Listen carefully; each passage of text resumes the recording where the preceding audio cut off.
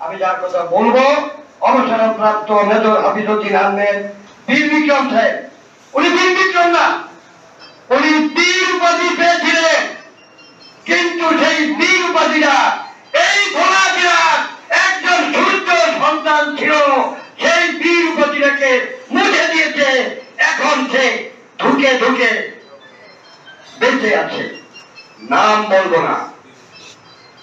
উনি বীরত্বে খেপাদি মানে উপাধি যখন সংগ্রহ করছে, তখনই ভোলা জেলার একজন সূর্য দ্বীপ সঙ্গে ছিল, ওনার কথায় বীরত্বমটি মুছে গেছে। কারণ উনি বীর শ্রেষ্ঠ হবে, কিন্তু বীর শ্রেষ্ঠ হতে পারে নাই। কারণ মুজিব বাহিনী ছিল তখন, মুজিব বাহিনী প্রধান ছিল তখন।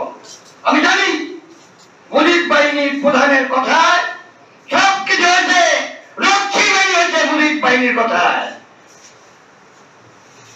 আমরা সব জানি। আসেন সবকিছু বলে না, সেই 9 মাসে যেমন একত্রিত ছিলাম, আবার 9 মাসের মতন আমরা সব যদি একত্রিত হয়ে যাই, সকল মুক্তিযোদ্ধার সন্তান, এখানে অন্য কোন লোক নয়, এখানে আছে অফিসার, এখন আছে মুক্তিযোদ্ধার সন্তানেরা, মুক্তিযুদ্ধের ভাইয়েরা।